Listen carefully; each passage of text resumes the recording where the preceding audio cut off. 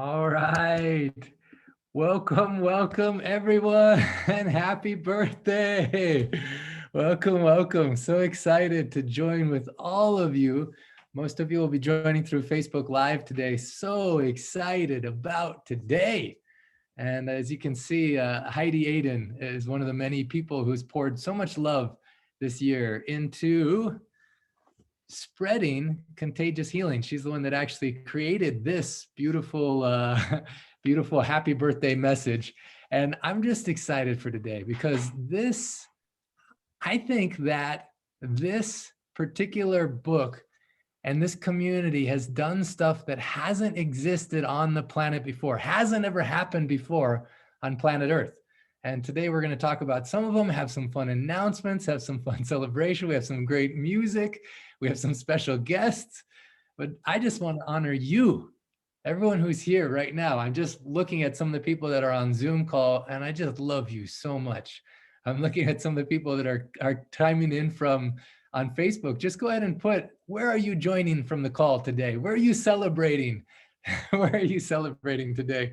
And as you're writing in where you're celebrating from, actually, I'm going to make Linda, can I make you co-host? You can help me add people who are coming in into the Zoom, coming in live.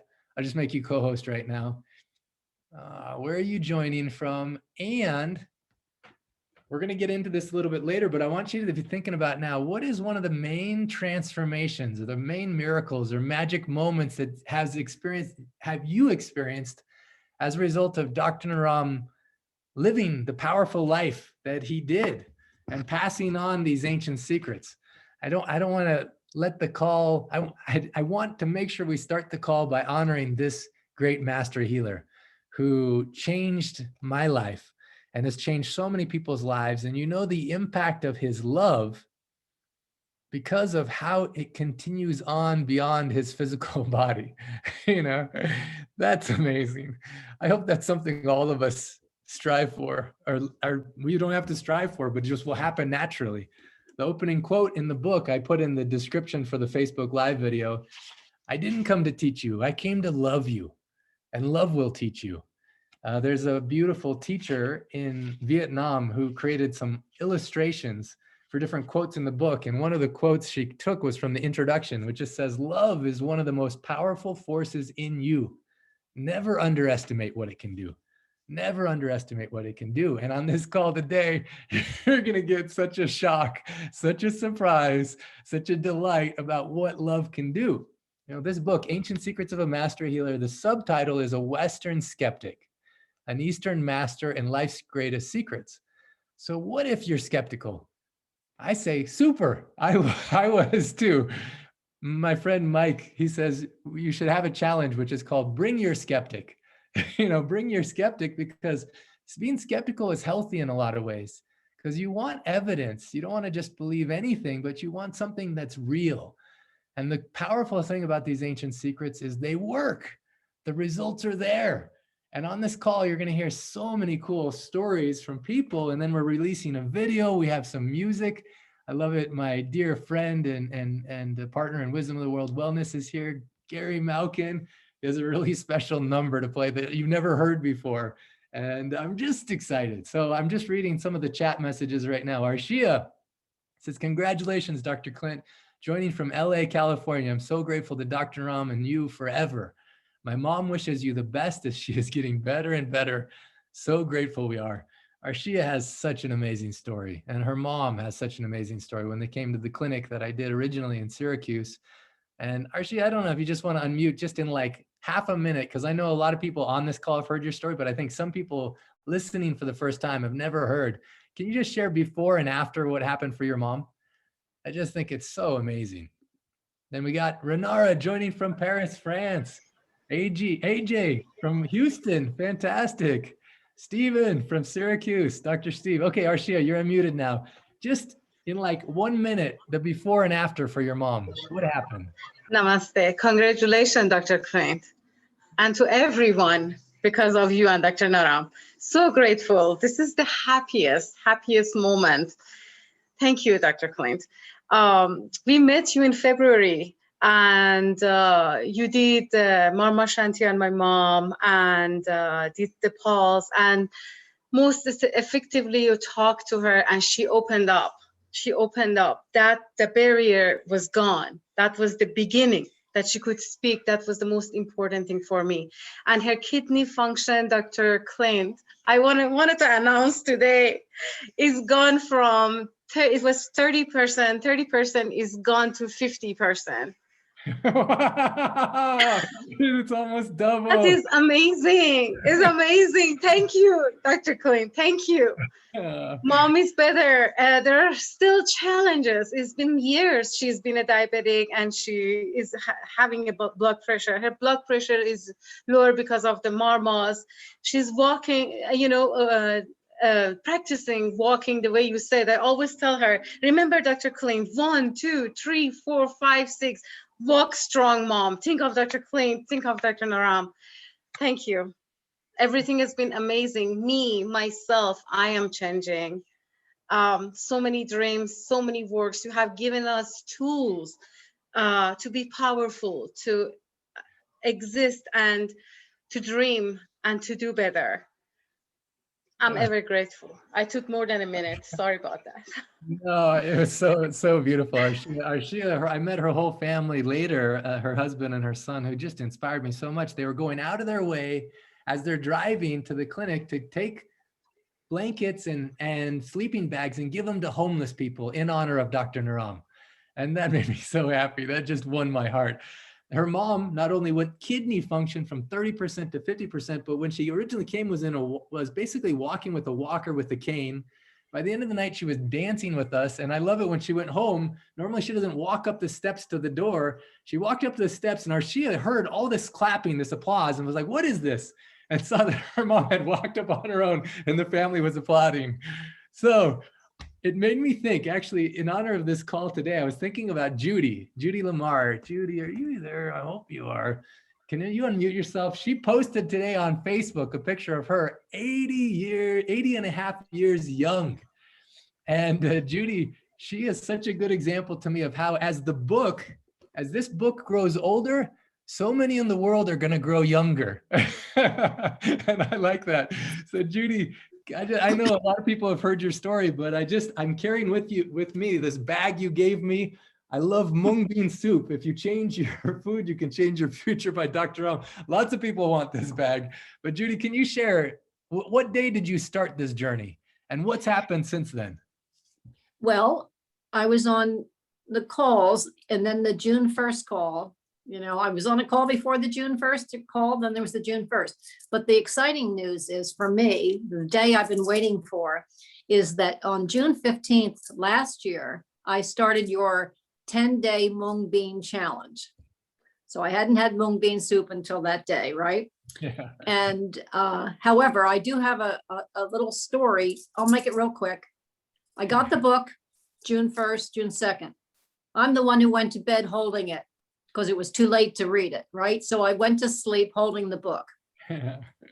So a couple nights later, I asked Dr. Naram in the middle of the night, help, what do I do? Help, what do I do? You know what he said? He said, eat mung bean soup for 10 days and you'll be fine. Well, how about that? So I wrote it down. I put it in my little book in the morning. And then, a week later, Clint on the phone call says, all right, now I'm going to challenge. Here's the challenge. I want you all to eat mung bean soup for 10 days. And I went, bingo. Bingo. I didn't know that part of the story. That's amazing. I'm glad I got to tell you that because, I had not read the book yet. I had just gotten the book. And maybe in passing in the book, I might have seen mung bean soup just to know the name. I don't know, but isn't that amazing? Yeah, so when my mind just went crazy. Arshia put in the chat, now I need to hold the book and go to sleep when I need help. So now there's going to be a lot of people going to sleep, holding the book and having dreams, having this inspiration. That's so cool. Oh man, what a trip. But isn't that cute? My mind, when you said that on the phone call, my mind really went, woo. So anyway, so my excitement is that this is my anniversary, June 15th, of eating mung bean soup and vegetables 85% of the time for a year. Wow, amazing. Yeah. I saw in the chat, Gary was talking about how he's been doing it. Gary, how many days have you been doing it for now? I'm in my 6th week. Wow. Nothing. Well, I took a little bit of a break because I was at a legendary retreat last week, and I had little tastes of things, but I have not had any sugar, dairy, meat, or grain, and I've just had mung beans, vegetables, and fruit. And primarily for the last 6 weeks, I've lost 16 pounds. Woo! And I'm more able to experience gratitude for the magic of life. I am so grateful to you, Clint, and to the commitment you made to create this book. I feel so privileged to have had a front row seat to watching you refine and refine and refine. I've never seen anyone refine a book that meticulously and that copiously than I have been seeing you. And I've had the great pleasure of also going through your book like 5 or 6 times when we were together in Mumbai. And anyway, it's a beautiful, beautiful movement that has begun that's so much bigger than any one of us. And I'm just grateful beyond words. Thank you. Thank you, Gary. We're excited to have some music from you soon. But Judy, I want to come back to you. What results did you notice?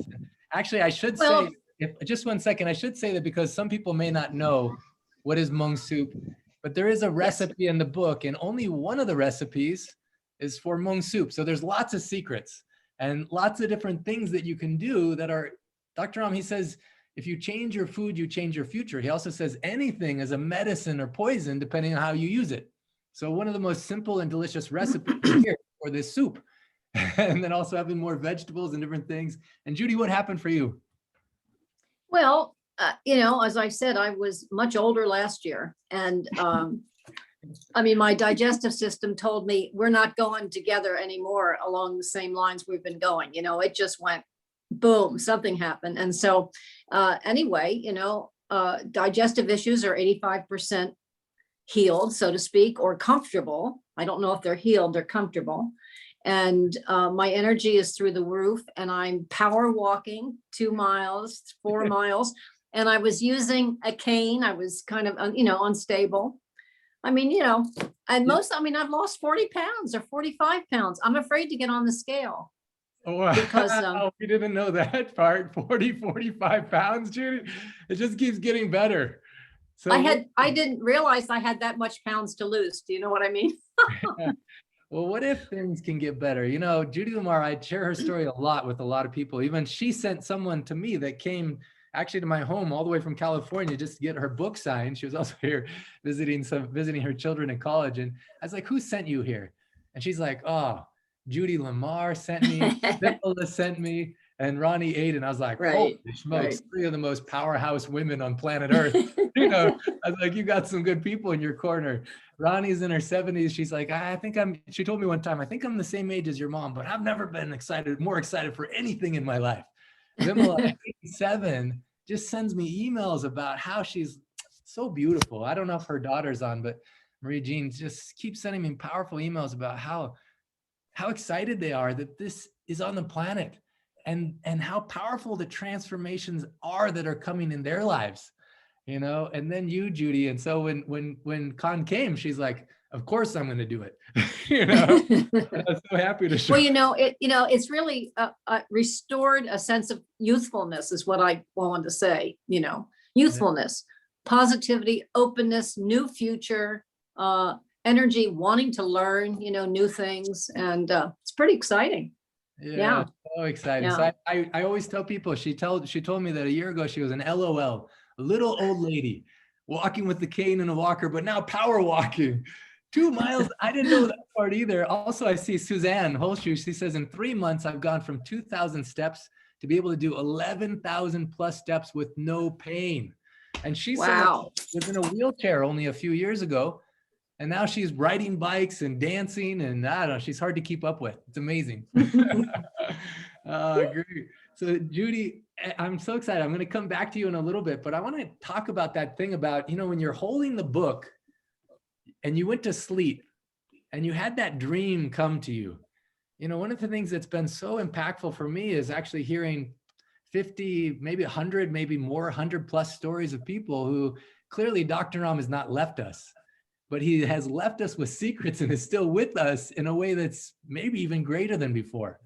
And on the call right now, I know I shared this story briefly on Sunday, but she is here live to share with you. This is my first time meeting her, actually, and I get emotional when I'm thinking about her story and thinking about what's possible, what's happened, and what's possible in the world. So Zara, are you there? Yes, I'm here. I don't know. Yeah. Hello, everyone. I don't know where I need to look. It's actually the first time I'm using Zoom. Well, I'm going to show you. I'll just show you a gallery view. You can look at all these beautiful faces sending you so much love right now, Zara. What I wanted to say, but 1 month and a half ago, my brother had a heart attack and he died. And the emergency came and they reanimated him.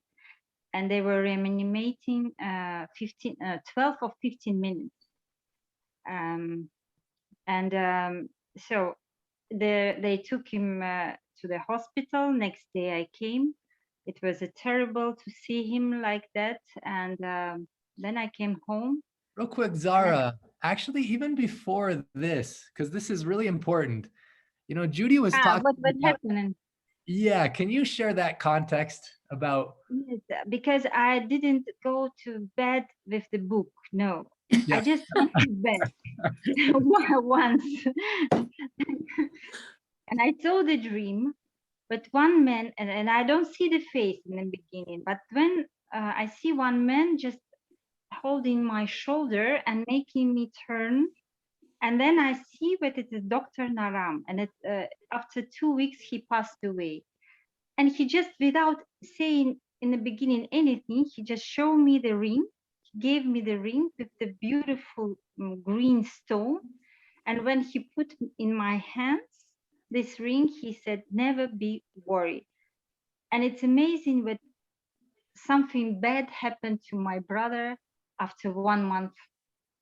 And so when I just came to the hospital, and when I saw him in this condition, I came home and I hear what the doctor's saying, there is no chance, he's in coma and never gonna wake up. And at night, then I opened this book and I read the story about what happened with one little girl. She was in coma.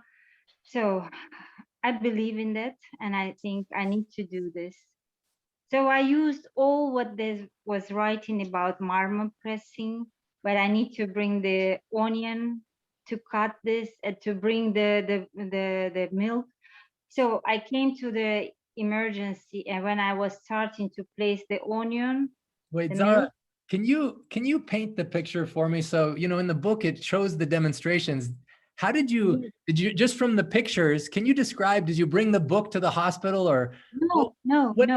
I was smart enough to read all night to learn how to do it, because I know with the books and everything, it would be difficult to do something, because I'm from Belgium and the doctors are not, they are really skeptical about many things. So I just read about all what I have to do in a book. And when I came next day. Do you remember what day that was that you went? It was a third day after coma.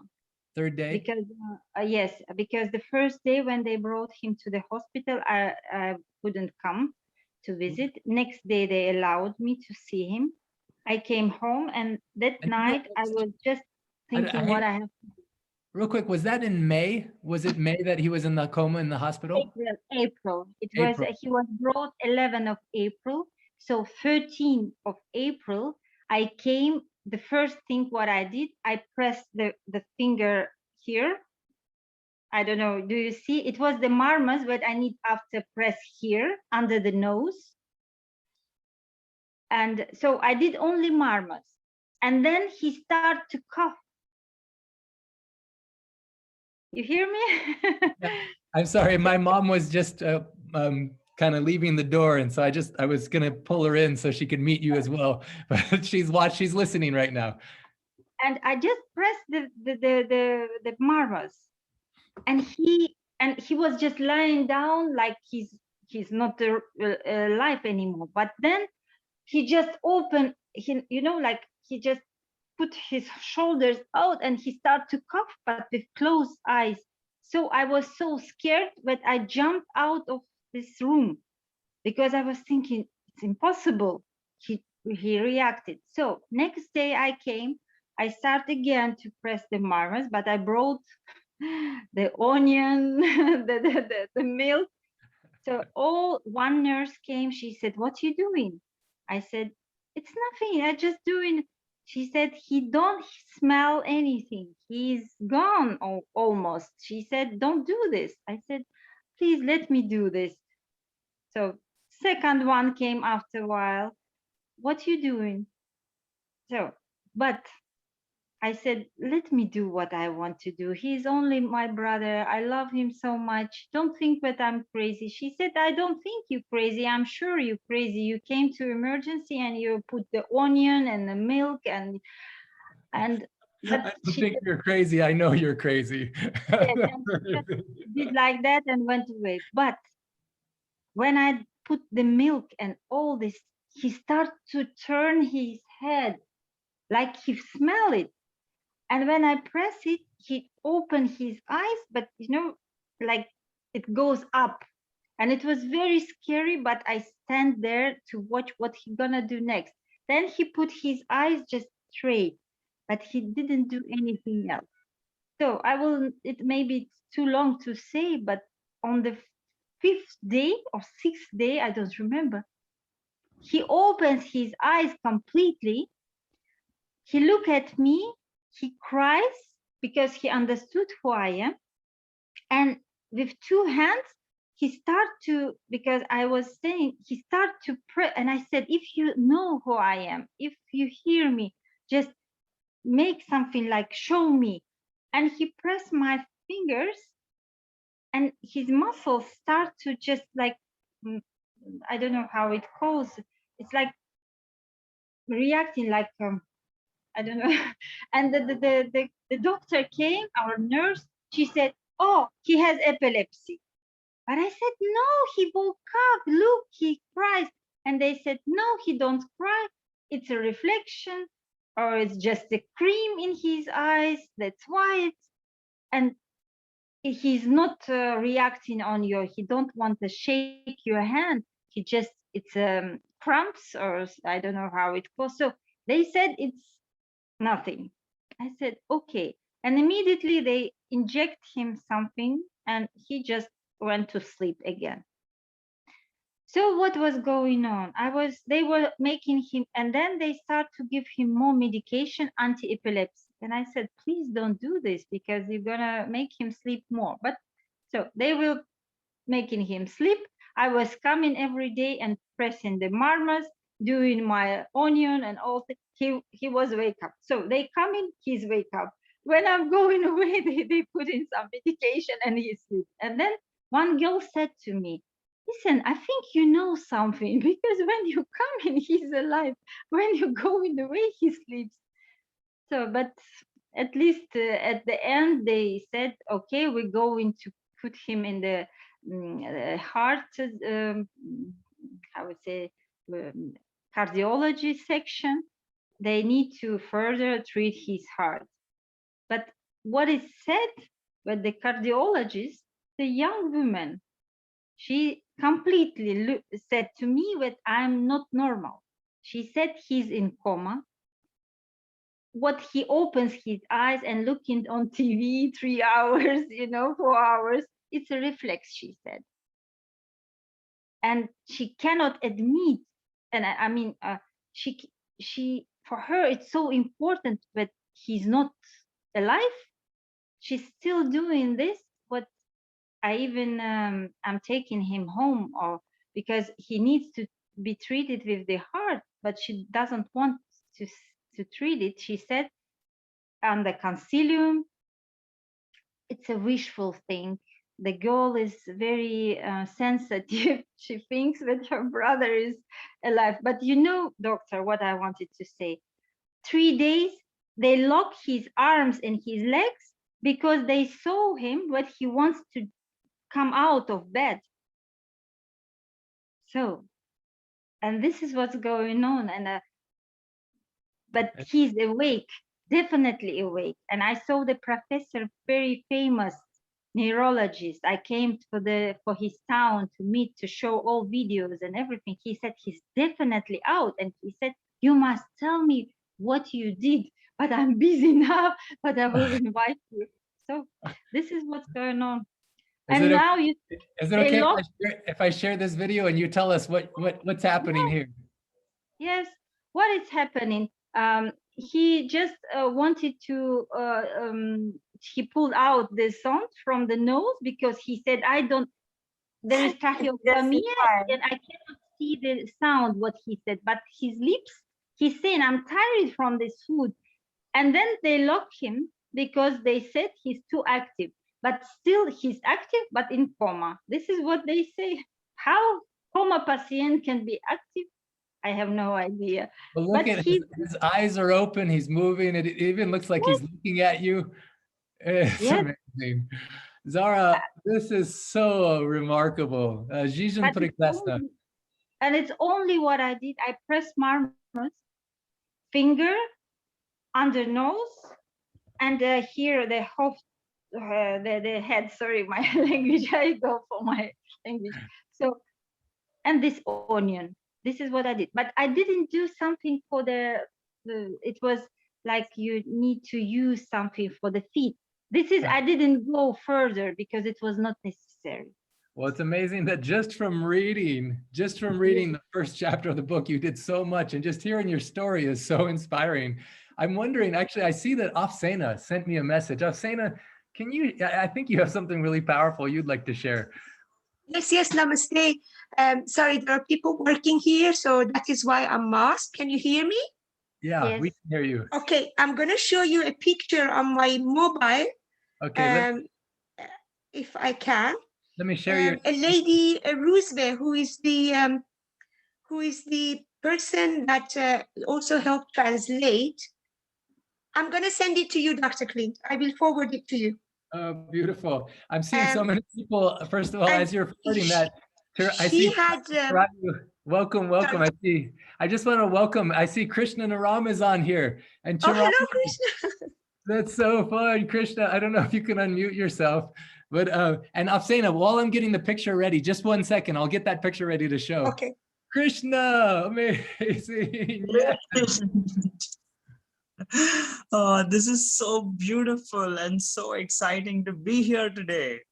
It's an amazing day. Did you hear Zara's story about her brother? Oh my God, wow. Yes. I saw the video. I mean, amazing. So I was just in time to be able to hear this. Yeah, oh my God. I see Zara, you are amazing. Yeah. And I love you so much. Thank you. So Krishna, first of all, Zara, you're getting so much love from so many people. They're putting you so much love. Even Renara says, I hope this neurologist will be interested. Arshia says, Zari, you're the cherry on the top of this celebration. Sarabjit, so many people are sending you love. And now Krishna is Dr. Naram's son. And he wanted... I saw pictures on the internet, and I'm so happy and honored to see him also. And I saw his father on my dream, and he gave me a ring, and he said, everything will be okay, don't worry, never be worried. So yeah. Now Dr. Ram, whenever he would introduce Krishna, he said, no, he's not my son. Or he said, I'm not his father. How did he say that, Krishna? It was so funny. I forget that. He said, he's not my son, I am his father, which meant like, I want to be known by, oh, look, Krishna's father is walking. He shouldn't be known that he's Dr. Naram's son. Yeah. When I was 6 months old, he made me sit on his lap and then see pulse since the age of 6 months. And so ever since I went to the clinic, initially because of him inviting me, and then because I wanted to go. It was fun to be with Papa and fun to learn. He would immediately say, he's not my son, I am his father. I want to be known as Krishna's father. And us, like, many times he'd be like, Krishna, spiritually, he's like my grandfather, because we all learn from him. He teaches us all, and we feel that love and that care. I was just talking to someone the other day that says, anytime Krishna comes on any of the calls, we just feel so good. We just love it. And so it's so fun that you're here celebrating the book, Krishna, and celebrating this birthday. Any message you want to share? And then we have a couple of stories. I'm glad you're on that you can hear these. Afsena has one and a couple other ones. Any message you want to share to people who have put so much love? I mean, I want to recognize the people translating this into more than 30 languages, all the volunteers, all the people on the leadership team, all the people who participate in the 100-day course, and all the people who have volunteered in so many countless ways to make sure that this contagious healing spreads throughout the world. Any message you have from your heart to all those people that, honestly, that's who we're celebrating today, is you and what we're doing together to make this world a healthier, happier place. Oh, Clint, I'm so excited for today's stories. I'm so excited to hear each and every person who's gonna be there. This book, I have seen how it transforms lives. Anyone who holds it in their hands can feel a vibration in them. Now, this is a big thing for me because I was with Papa and with Mommy and Papa since the age of 6 months, seeing Pulse all my life. I don't know anything else. And yet I can feel it do something even to me. So imagine how powerful this book could be in everyone's lives, whoever touches it, just touching it, that's it. I remember when around 5 years back, when I began to understand who is Dr. Clint. For me, he was just like an elder brother, like a friend, a nice guy, a tall guy from America who's really nice and brings you gifts from all over the world and teaches you African songs. And that was really cool for me. I was about 13 when he taught me my first song. And then 14 when he taught me some really cool magic stuff. That was cool for me. But at 15, I really got to know who he is. And then on, a deeper bond began to form. A deeper respect began to form for Dr. Clint. I called him Clint, but now he's Dr. Clint. That's the respect he earned when I saw him. So at 15 was the first time I began to hear about the book. And around 16 years of age was the first time he began to share different chapters. And he would be all excited, enthusiastic, walk in a room. Papa would be like, oh, Clint, welcome, welcome. We'd actually sit in this very room. This is the library. If you want, I can show it to you. This is right where Papa used to sit, right here. And then we'd sit around him on this table, right here. And then Clint would be on the other side of the table, opening his book. We'd be excited, enthusiastic, just to know what's happened, what is the progress, what is new. And Papa would make everyone enthusiastic. So he'd begin reading. It never caught my attention until the one time when he read the story of Rabat. And I'm surprised because I heard different chapters. I never heard them in the order of 1, 2, 3, 4, 5, in a different way. So he began once suddenly by saying, it's not a coincidence. It's not by accident that we're here. It's something higher. And that touched me. I felt, oh my God, this is becoming like how do we say, like a star which is about to go supernova, about to spread all that light, all that energy throughout the universe. New elements like gold will be formed just by the release of this book. So new elements of health, new feelings, new experiences of healing. Like when a star goes supernova, gold forms. Gold, which is one of the most precious. So this book coming out on this planet is like forming gold for in healing our lives deeper and deeper. When Papa used to share with me that, Krishna, look, this is the scriptures. This is Sanskrit, this is Pali, this is Nevari, this is Nepali. It was all very fascinating for me. I didn't know how to read that, but he would anyways tell me, look, this is for anti-aging. Then I slowly learned about that. This is for how anyone can achieve their dreams into reality. This is about marma. This is about mantra. This is about going beyond body, mind, and emotions, entering Akash Tattva and manifesting your dreams into reality. It was exciting. Now, these scriptures are right now at our house and they're safe. But how do we get access to the message of the scriptures? This book could be a way. I strongly believe that this book can do something that these scriptures can do in our lives. I love you, Clint, for the work that you've done. Today's day is amazing and it's super exciting. And I love you all. I'm with you all.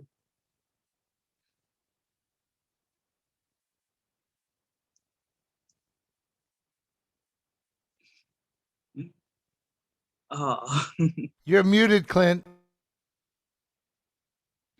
Sorry about that, Krishna. I was talking, and thank you, Gary.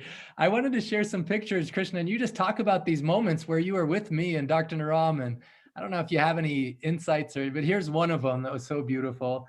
And then also this other moment, and there's so many like this, but all these beautiful moments where these very powerful masters of so many different lineages and so many different traditions, were blessing the book. And oh, there's Milo. Oh, there's Deepak Chopra and our great, and you were there for this moment too, Krishna. I don't know.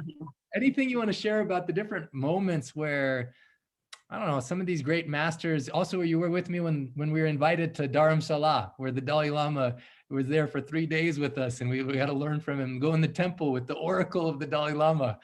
And then he gave us this most beautiful blessing on the book, my blessing and prayer on this book, the millions who will read it, that their lives will be blessed with deep healing, happiness, peace of mind. You saw before all these moments, and now you're seeing what's happening now. But any of those moments you want to speak to?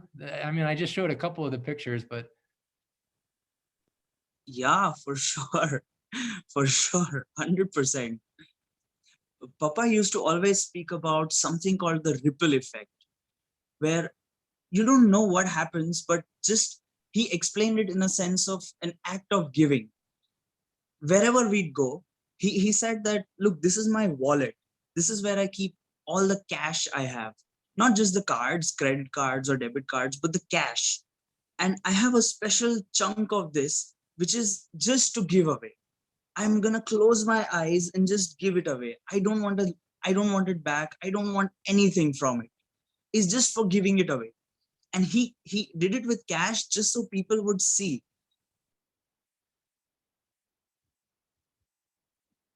Oh, it just got muted. Yeah. There. He loved demonstrating. He loved to show it to you rather than tell it to you. And by showing, he said that it would transform you more deeply. So he showed people cash that he's giving away. Cash was symbolic to just the action of giving away, but nobody understood that. So he said, let me give away cash then. At least something people would understand. And that was the more basic forms. And once he showed it to me, so this is my real experience. We were in Nepal. We just finished meeting with an Aghora, a mystical master named Tyaginath Baba. Now, I didn't know in just a year's time, he was going to initiate me in that lineage. And I had no idea. So we would go meet him. I was fascinated by him. As soon as we came out, Papa took a bundle of Nepali rupees and just threw it out. I asked Papa, what are you doing? Why are you throwing money? Is it respectful to do this? He said, Krishna, you just observe. And suddenly, someone got it. Now, we didn't know who got it. We didn't know what was happening. Then more people came around there. He just started handing out cash.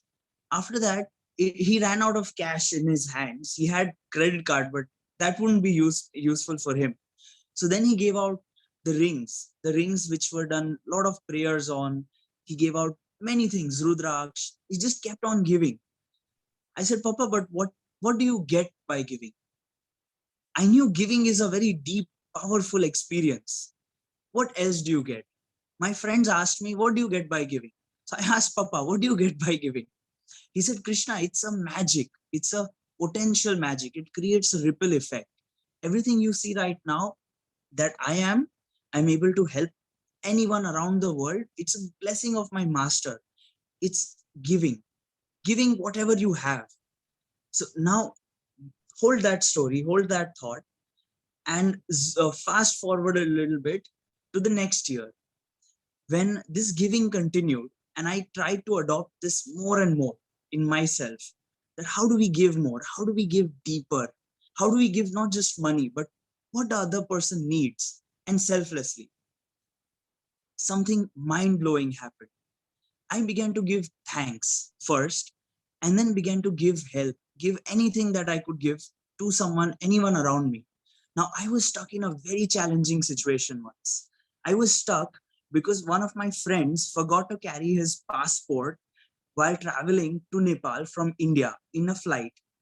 You're crossing borders in the first place. He doesn't have a passport. He doesn't even have any of his nationally accepted identity cards. He just has a school identity card, and we're stuck. We don't know what to do. And we're doing a big experiment where Papa has invited this friend, all the cousins to Nepal to meet with this master, Tyaginath Baba, and have an experience called the Shakti Group experience, where he says that how to awaken the potential within us. That's a different story. We are stuck here. He doesn't have a passport. We have bought the tickets. He's almost at the verge of crying. And Papa says, Krishna, go and find a way out. So he had this way of showing us that no does not mean no. There is a way, even if we don't think. And this is where the power of ripple effect comes in. I went there. I was frightened, almost shaking, because the immigration officers, they're extremely strict. They cannot allow you to cross the border if you don't have a passport. You can have a ticket, you can bribe them, but still they won't let you go. It's nearly impossible. Now I met this lady, and suddenly I stopped thinking of what I want. I just think of what I can give to her. Can I be of any service to her? Can I give her anything valuable? And suddenly I get an idea that there are these rings which Papa has done a lot of prayers on. Let's just give it to her. Let's just, out of no agenda, forget that my friend has forgotten his passport, forget everything. So I just said, I value your service. And I just want to give this to you from my heart to your heart. I don't know what happened, but slowly this barrier began to melt. Ultimately, the entire staff of the immigration gathered around and said, oh, show us this marma, show us, please see our pulse. And I was just maybe 17 at that time. Entire immigration staff is wanting me to see their pulse. I was on a high. I was excited, enthusiastic. And Papa was extremely happy, proud of me. He told me later on. But this I realized, that the power of giving. Now, when you give, doors open up. So what happened in the making of this book? In the making of this book, Dr. Clint actually has done a big hidden service. Maybe even he doesn't know about this. I highly doubt he knows about this. What he did was travel with Papa for 10 years, documenting more than 5,000 cases of how people have had their healing journey from the beginning to they knew who no, I saw a question whether they knew who Dr. Naram was, and they didn't know. So Papa didn't even be there. He directly asked me that, go ahead, speak with them, talk to them, find a way out for your friend, find a way that he can experience going to Nepal for the first time out of his country, travel the world. So they didn't know, but they found out later on. So what Dr. Clint has done, he traveled around the world and documented these cases. It was not just about documenting. It was more deeper. It was about understanding that journey. understanding every remedy that they've taken, understanding every diet that Dr. Naram had given to them. Now, you don't get to do that. That was something he was being cultured. Papa once shared with me that how Clint went in silence, and now look at Dr. Clint. Look what questions he's asking. He's using the power of questions. Everything cultured him, made him something, it's unrecognizable. But then what he did with them was start writing it down into different scripts, different passages. He would share it with us. He would ask us for our feedback. That started to make all of us enthusiastic. But ultimately, what it did was that whenever we went to different masters, Dr. Clint had this magic in him. So the first time there was Swami Omkar, he just passed away right now. He left his body, and he was one of the first people who got to know about the book out of all these mystical and all these spiritual masters. And what he said to me was, Krishna, when you do tap, when you do penance, when you do tapasya, they call it, it's a deeper form of meditation. It's something where you have an intention in mind and you dedicate all your energy to it. He is Swami Omkar. Papa had deep regards for him, deep respect for him. And he is a magical person in his own self. Now, what he told me was, when you do this tapasya, the universe starts working with you. You align yourself with something beyond you. He even said sadhana and certain words like this. Now, what Dr. Clint was doing was his tapasya at that time. And then he got this inner light. He was kindling something.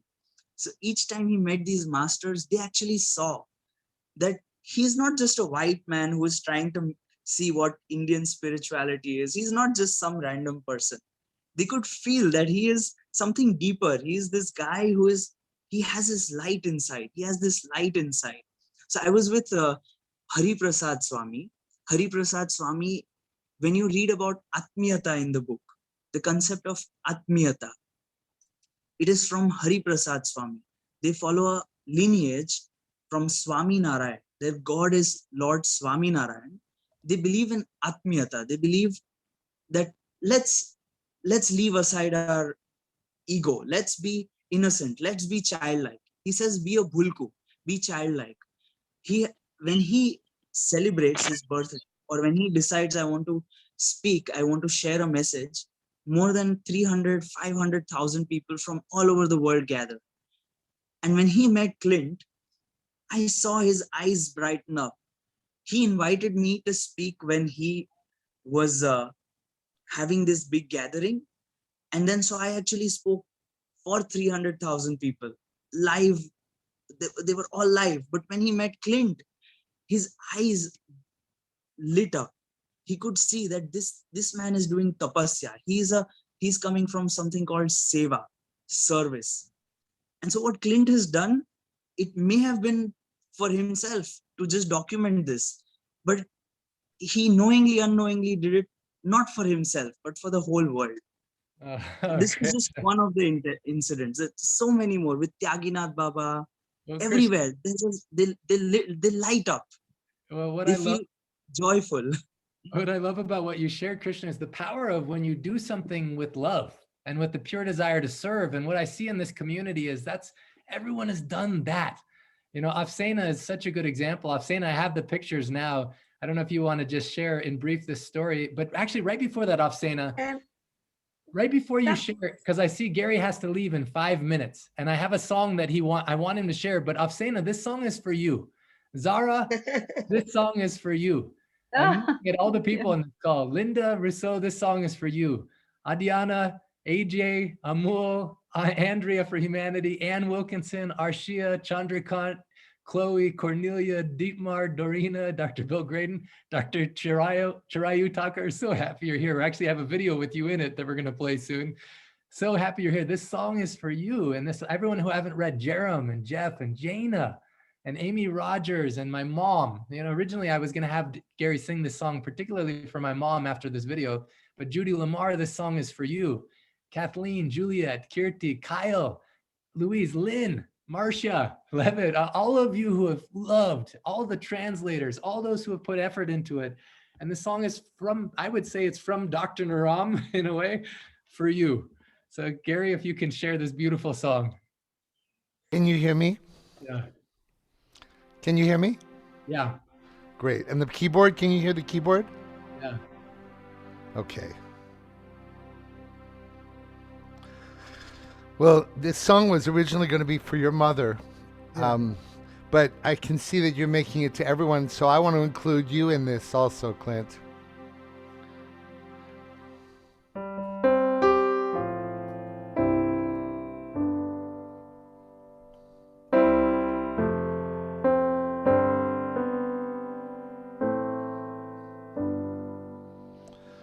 So it's to everyone on this call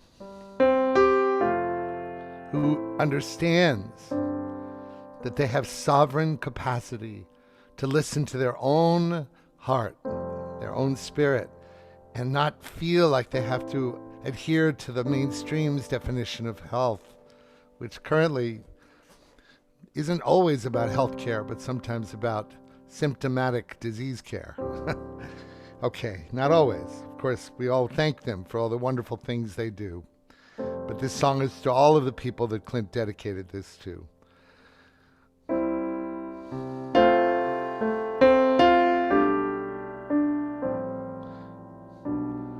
Oh, I love your ways. Oh, I want to spend my days in your warm embrace.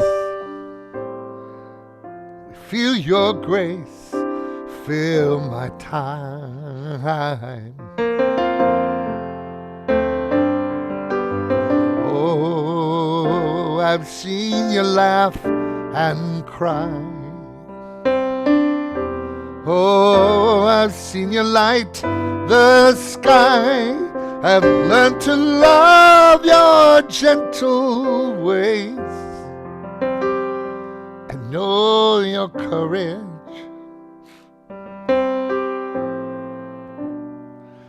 You laugh at fate, you go your own way.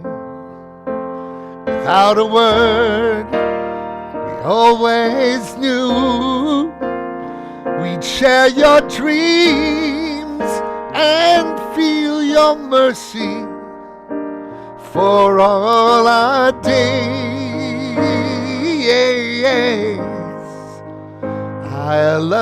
We love your ways.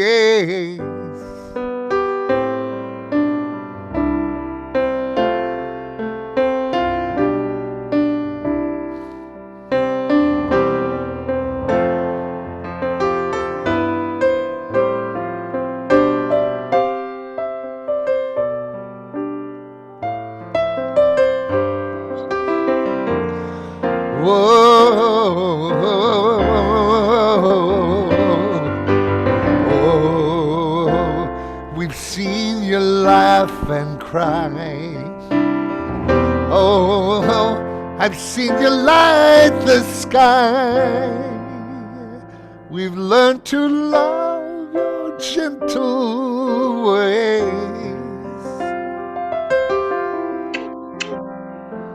and know your courage.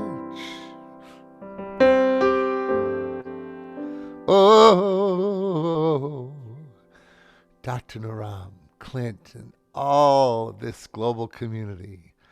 Oh, we love all of our ways.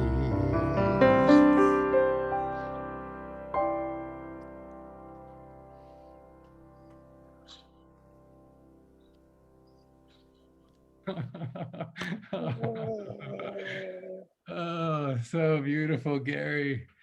I just feel like that's a tribute. You know, there's many people not on this call right now. This song is also for you.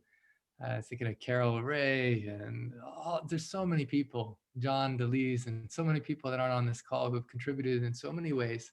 Dr. Smita Naram, all the different, Dr. Heman, Anshul, all the different Ayush Shakti doctors that have helped in so many ways. And Clint, just as a goodbye, I just want to say the gratitude I have for also having recorded Dr. Naram's messages in the studio. It was such a privilege, and there are more coming with the music that I'll create to those messages. And make sure you let everybody know about the Lotus Collection so they can hear Dr. Naram's morning message, Miracle Morning message.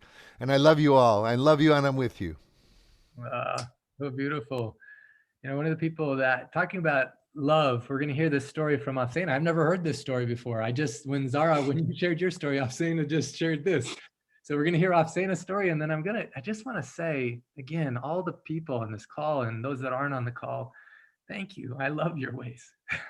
I've never been a part of a community of people that have loved each other so much and been so dedicated to service. And that message Krishna shared was just perfect. You know, from Dr. Ram, that when you serve with this kind of purity and love, the ripple effects go out. You know, when the original thing 1 year ago was the Global Healing Miracle Experiment. And I wanted to see what was possible. And as a result, to see people on this call from literally all over the world and loving in such powerful ways that the ripple effect is happening.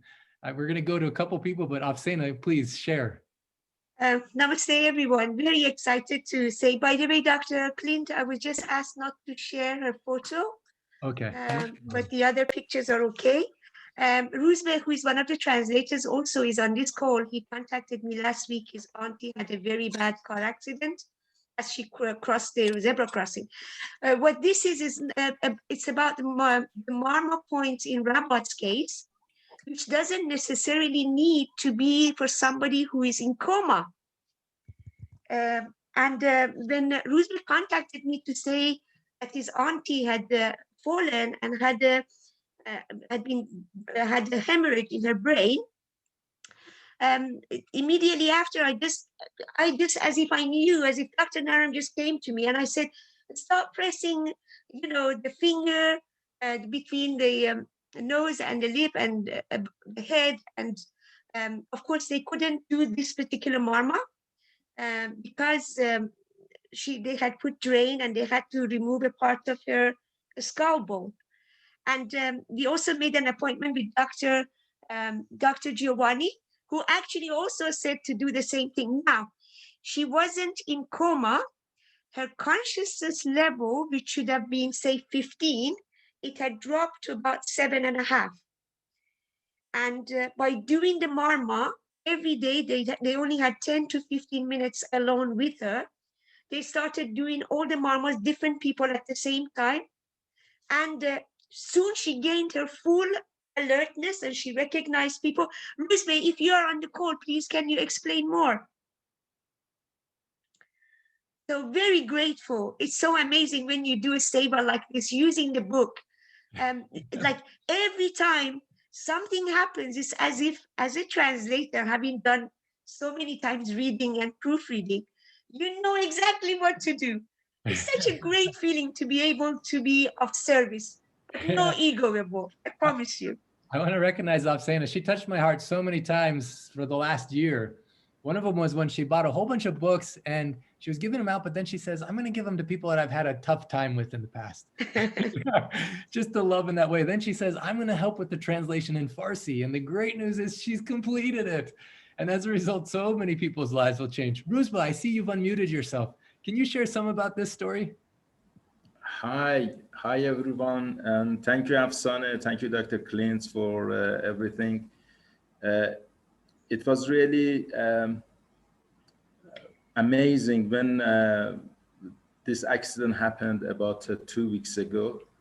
I immediately going to hospital and visiting my auntie. I immediately recall what I have translated, partly translated as from the book. So I called Afsana and I asked her help, and also requested if we can sort of visit, have a visit with Dr. Giovanni. which gladly Dr. Giovanni managed to sort of arrange an appointment and provided us with the sort of the marma which Afsane just explained. And we managed to see her in the ICU unit every day for about 10-15 minutes. And as far as we could sort of do the marma, we managed to do that. And as Afsane explained, her level of consciousness raised and gladly gained the full sort of consciousness immediately after a couple of days only. She's been released from hospital today, and we took her to her home, and with full-time nurse, she's under sort of supervision. What comes to my mind, and she's been told to take mung soup, and also I've given them a remedy for diabetics. I'm going to put it on chat, which is Dr. Naram's recipe for the home remedy for diabetes. So. Yes, and the family surrounding her are following the guidance as Afsane and Dr. Giovanni provided. And we are hoping that she will recover in a few weeks' time to her full sort of strength. Wow. Once again, Dr. Clint, I thank you for the great book, the great experience which you have documented, and it's going to help many, many people around the world already, and definitely in Iran as well. I'm really grateful for that. Thank you. Thank you. I'm so grateful, and I want to turn it back to you. Thank you. Thank you. What I've discovered is everyone who is helping move this work forward, these kind of looks like miracles are happening in their lives. You know, it's based on the science, but Ruzba, you stepped up. You and Afsane stepped up and say, we want to make sure people in Iran have this information, have this wisdom, have these secrets. As a result of that information going through your mind, your heart, your fingers, you remembered those secrets in the moment in which someone you loved needed it most. And you may not exactly the case. Yeah, and you may not have remembered all of it, but you knew it was there, and you knew you could access it. And so you did. You know, on the last Sunday's calls, we said, what if just one ancient secret helps save your life or the life of someone you love? And on this call, Zara, you demonstrated that. Afsane and Ruzba, you demonstrated that. And I see the faces, and I on this call right now, so many other people that are working to translate it in French, in Russian, in Spanish, in Romanian, in so many languages. And I just think, wow, what a powerful thing you've done. Not only for the people that you know, the people that you love, who you'll be able to use that information to help, but people you'll never ever meet that will be sending you blessings because of this seva, this great service you've done. So Afsane and Ruzba, thank you from my heart to your heart. Thank you so much. Dr. Clint, thank you, because thank you. And would it have not been because of you, we wouldn't have gotten to know Dr. Naram the way that we do. We wouldn't have gotten to know Dr. Naram's recipes. We wouldn't know there is this choice that people can have. And it's so amazing that by translating the book, we are able to help. And that's a great thing about it. And it really does come back to you. It's a seva that you do. Because we translated it with our heart, we didn't translate with the mind at all. It was translated with the heart, written in the color of red. And, you know, that is why when people need help, we are able to offer that help, or also contact Dr. Giovanni, who is my love, who is always making time. He's a very, very busy guy nowadays. He's got lots of clinics, but he always makes sure that he gives extra time. I mean, he was with Ruzbe and his cousin for almost 1 hour. Am I right, Ruzbe? Yeah. You know, translating back and forth. And a big thank you to Dr. Giovanni as well. Thank you so much, Dr. Thank you very much. I might just say that right now, at least members of my own family and friends around myself are really looking forward to have the book in their home, because they are really just a whisper. We managed to give them a lot about the Dr. Naram's sort of lineage. They are really willing and they are looking forward to have the book and to take it to their advantage. And I'm really thanking you, and I thank you, Afsana, as well. You were dedicated to do the translation to the end, and without you, this wouldn't have happened. Thank you, Afsana, as well. Thank you very much. It would have happened. And you have been a great help, at least to this occasion, which we really needed. Dr. Naram's sort of processes for healing. Thank you very much. Thank you, Dr. Clint. Thank you, Dr. Giovanni. Thank you, everybody. Thank you. Dr. Naram was with you. That is why you called me. Because of the work that you've done, I think Dr. Naram guided you to contact me so that we could contact Dr. Giovanni. And also, you know, this is just crazy. It works like magic. It's like everything comes together, and whatever that I do or you do or we all do, it points to Dr. Clint, to Dr. Naram, to Jivaka, to everybody. So thank you. Thank you. Thank you for your enthusiasm. I'm saying, Dr. Ram would always say, we should have a diarrhea of enthusiasm. And don't be constipated with your enthusiasm. And I'm saying that you're definitely like that. That's a big compliment if Dr. Ram would say, you have a diarrhea of enthusiasm. That'd be like the highest compliment he can give. So I want to say thank you, Afsana. And what you're saying is so powerful about Giovanni's so busy. And I want to honor the people who have been a part of the 100-day course. And the next one that's starting on Saturday. You know, some beautiful people from all over the world signed up, but we get more people. The book has been an entryway into more people learning to become practitioners. So for those who are interested in that, I'm just excited for you to join with that.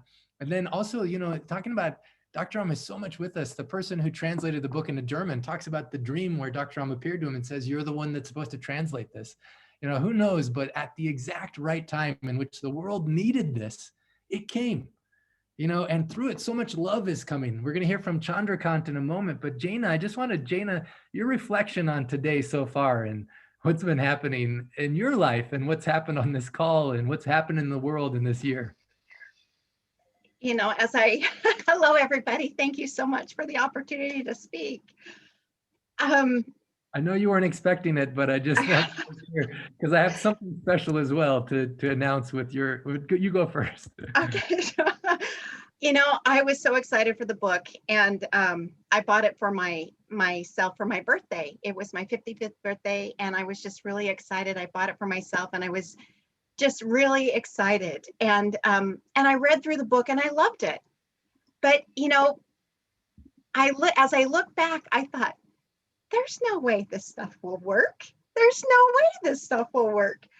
And little by little, as I see these people I would see these people put the remedies in place, specifically the mung bean soup at first. And then I tried it and I was like, oh my gosh, this works. And little by little, it was like, wow, my skepticism started to melt away. So I didn't even realize how skeptical I was with the remedies and the marma points and I mean, the marmas, I already knew that, because I started to do the marma points right away and I saw those magically really work for me. But as I'm reflecting back on this year, I'm just seeing the power that Mother Earth gives us, the power that these remedies, this lineage has provided for us to be able to heal our own bodies. It's so amazing. And listening to Zara's story, listening to some of the other stories, it's just so amazing. So thank you. That's what my reflection is. It's big. It's really big. And yet it's in such a simple package. It's beautiful. Well, I like it. Jaina would say on some of the calls, she's like, we were doing this even before the book came out. And then now that the book is here, how much it supports us. And it's amazing. It's been 1 year. One other thing I want to acknowledge is it's not only the book's birthday, but Jaina, her birthday is coming up in 2 days. And something so beautiful happened. We were working on this for over a year. We worked with Facebook So that way, Facebook, when it's your birthday celebration, you can actually do a fundraiser for the orphan kids that Dr. Ram supported. And so Jana's was the first birthday in which she chose the Ancient Secrets Foundation as the fundraising tool. Before her birthday even came, there's 402 of her goal was 200. She's already doubled that. It's so cool. So I put in the chat here, both where you can donate to her birthday fund, and this goes to the orphan kids in Nepal that Dr. Ram loved. And we have a special video clip from them in a little bit. But I just wanted to acknowledge that. You can either go to that link or you can go to ancientsecretsfoundation.org. Now, anyone who makes any donation of any amount today will have a special surprise gift, because it's a birthday party. We need to have birthday gifts. And so this is one way in which we can give back. If you donate to Jana's birthday fundraiser or through Ancient Secrets Foundation today, in any amount, you'll get a gift. But those who donate $97 or more, there's something so cool, some super special gift. You're going to be included in a kind of like a raffle. We'll pull the name from it, and one person will get a book that actually has the writing in it of Dr. Naram. So he only had 3, but it'll be one of those that has his writing in it. And the second is a grand prize gift that I don't know, I'm just so excited about, but I just felt in my heart that there's someone that needs to come to Nepal and meet these orphan kids and have a real live experience with them. So anyone who donates $97 or more to Gina's birthday, we're actually going to draw from your hat, and the airfare to Nepal will be a gift for you to come to Nepal to visit the orphan kids and have a mystical experience of Nepal. I'll show you all Dr. Ram's favorite places. You'll come with me. We'll have this whole journey together. We're going to go deep into this beautiful experience of, where did these ancient secrets come from? And how does this love work? And how deep it is, and how deep it's going. So that's a side thing, but I just wanted to say that with love. So thank you, Jana. Thank you for being an example of how powerful the force of love is on this planet. Thank you so much. Okay. Someone else that I only met on Sunday for the first time is a force to be reckoned with, a force of love on this planet. And I want to hear from him. And then we have a special video that Kyle prepared just for today for this birthday celebration. So if you can stay on the call, it'll be well worth your time. And then we have a special recording from Dr. Naram. But Chandrakant, I'm so excited that you're on this call. If you can unmute yourself, just share a little bit about who you are and how young you are and what you're doing now with your life. Right, I'm Chandrakant from London, UK. I was a mechanical engineer. 27 years ago, I turned to mind engineer, became a body engineer, treating people. Now I'm treating with emotional, become an emotional engineer. So it's a combination of all. Been following Pankaj Naram for a long time. So many remedies I have passed on to others. Everybody's help. But when I heard this book is going to come out, I was so excited, waited for 3 years to get the book. As soon as I got the message, first I downloaded it on the Kindle, because the book wasn't going to be with me for another 2 to 3 weeks. So I got 2. I got a book and a Kindle, so I can read anytime I like. Since I got the book, the basic of diet, I'm telling everyone to follow. Murmur points and all that, they have to buy a book. The book is so simple. The wordings are so simple, anybody can understand. On top of it, now it's been translated into so many languages. So it will become more easier for everyone to understand. For me, being as a complementary therapist, first thing I got overjoyed about 2 months ago regarding frozen shoulder. A woman walked in 9:30 in the morning. I got a problem. 3 days, nothing works. I said, fine. I thought about Pankaj Naram. I saw Clint's video as well. I said, let me put it into practice. While I was talking to her, I did all the murmur point, and she didn't realize what I was doing. Within 5 minutes, her hand went up.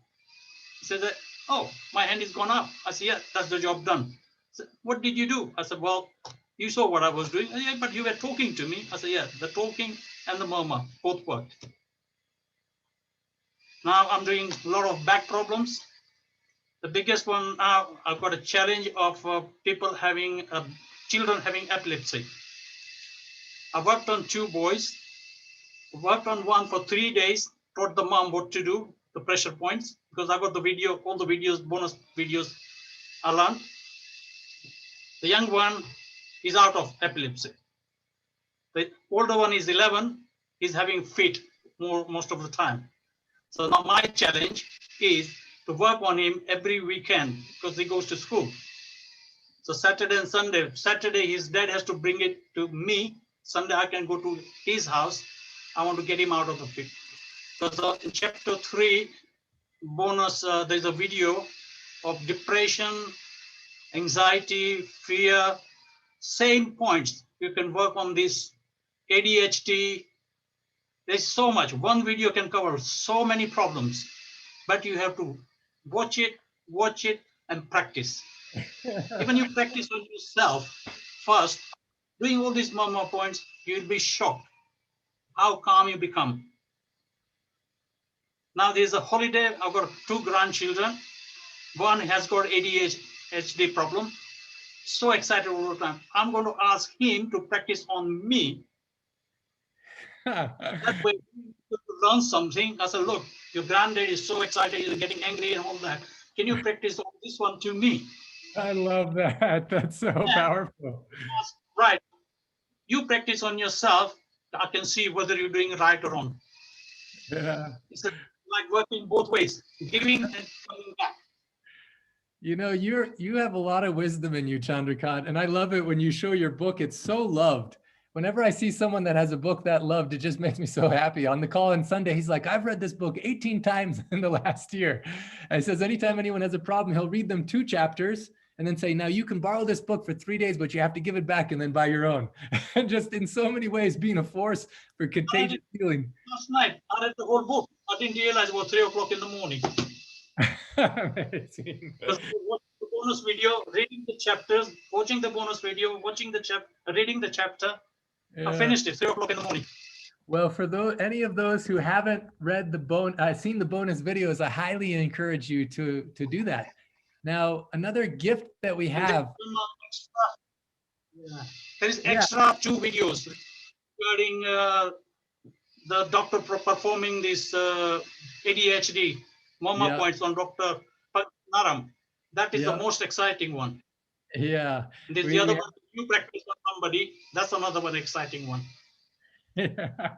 You know, we should just I love it that you're going to be in the 100-day course, because I feel like inevitably you're going to be helping people. So why not give you all the tools possible for that? It's so exciting. I want to say that in addition, speaking about exciting videos, we're about to play one that is just released today.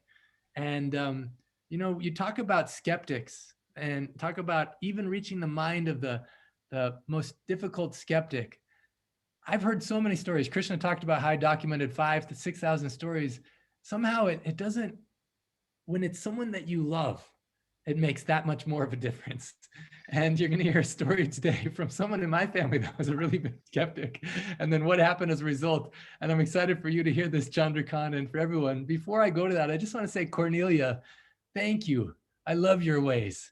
And I know you're getting ready to start the 100-day course on Saturday. I know that you were with me probably longer than anyone on this call right now in terms of seeing the journey of the book. And so I just wanted you to speak any words you want to on the birthday of the book, anything from your heart.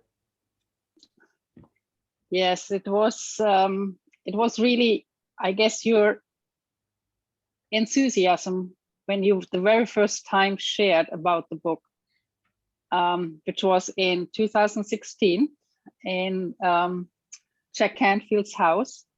And I was so drawn into what you shared. I just knew from the moment you spoke about that book that there was something very magical going to happen with that book.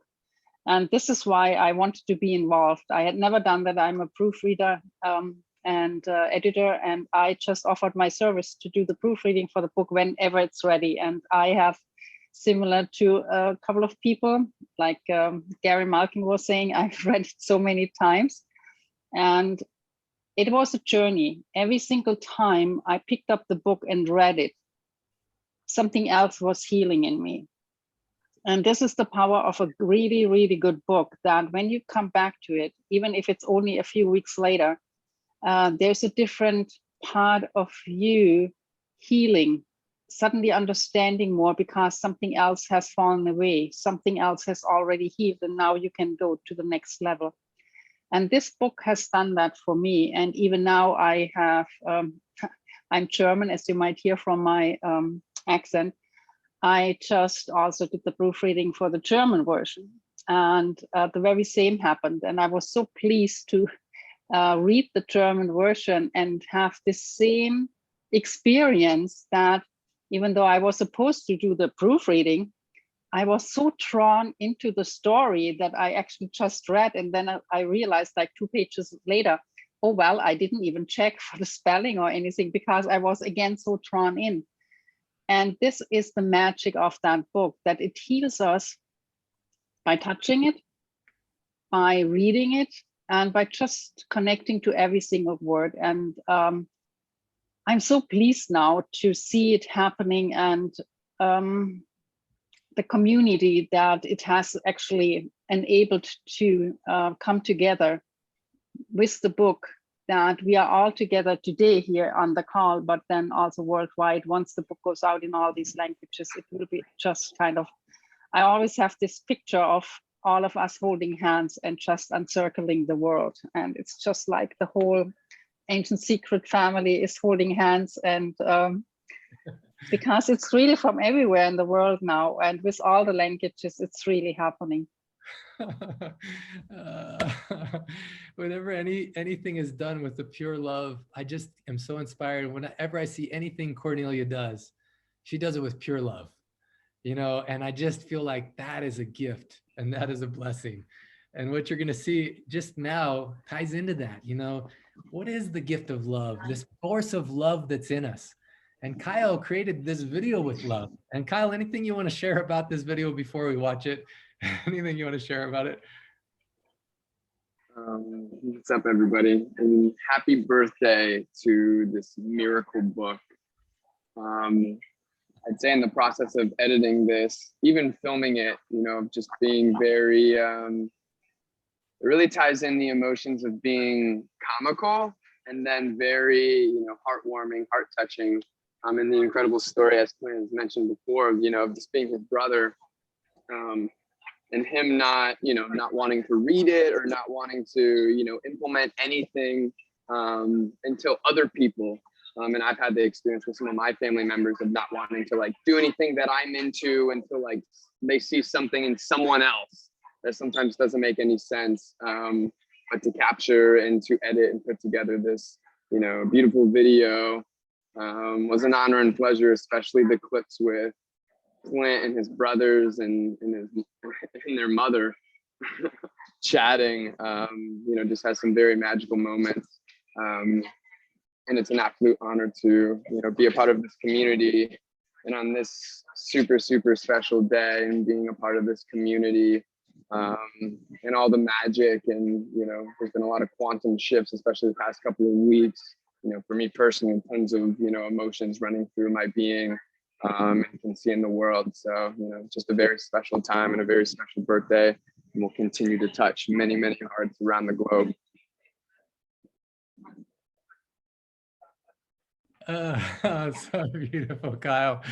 So beautiful. So we're gonna watch this video. I just want to say that if this happened in 1 year, what's gonna happen in this next year?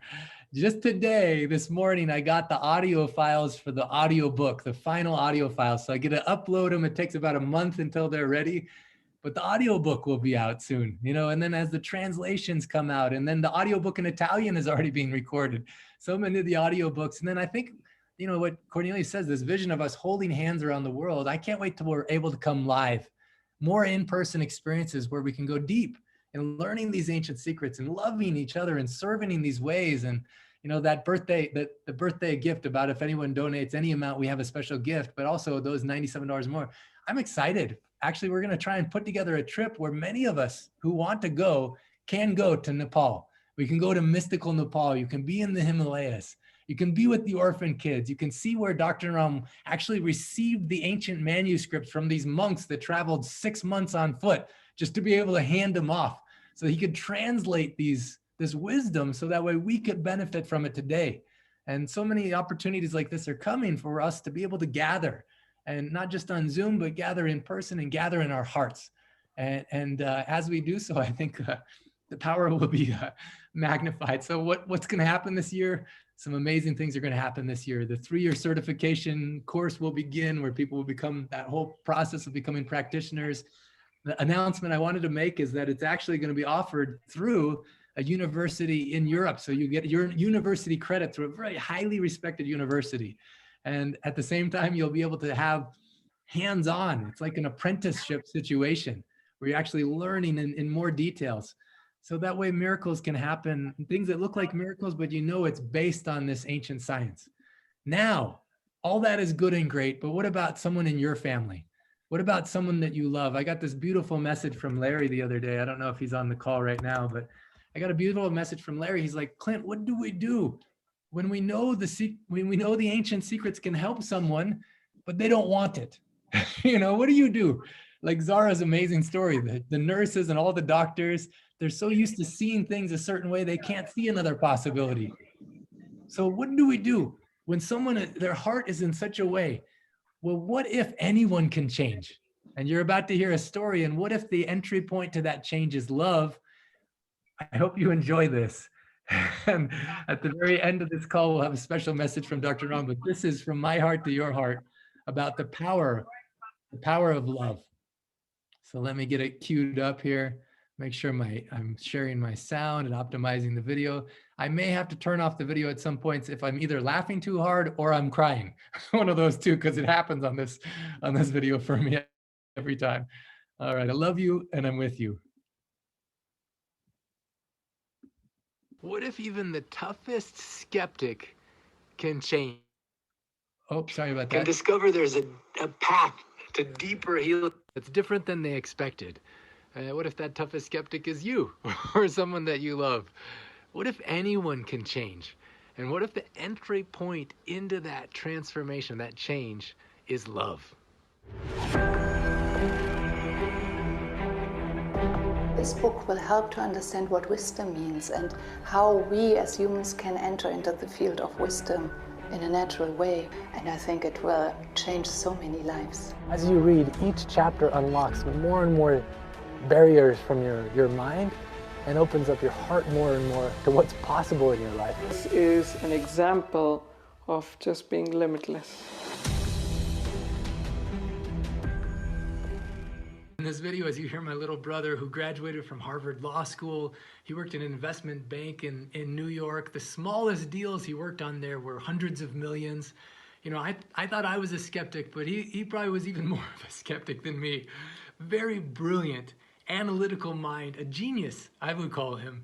And to have him have this experience of walking through the path of following some of these ancient secrets, only a few of them, and to see what kind of results come for him, I just want to say thank you, Dr. Naram.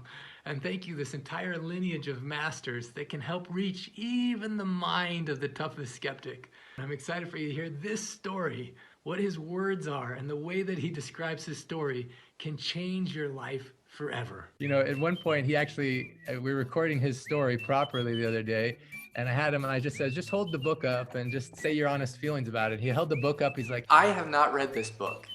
And I hate how Clint makes people hold this book up all the time. I really hate it. I don't think it's good marketing. I think it's stupid. But I do know that he believes it. And I do know that I have actually benefited from some of the things that are in this book, despite being unwilling to read anything that my family has ever written. I'm John Rogers, the best dressed Rogers brother, as well as the youngest, and our mom's favorite. But not really, that's Clint.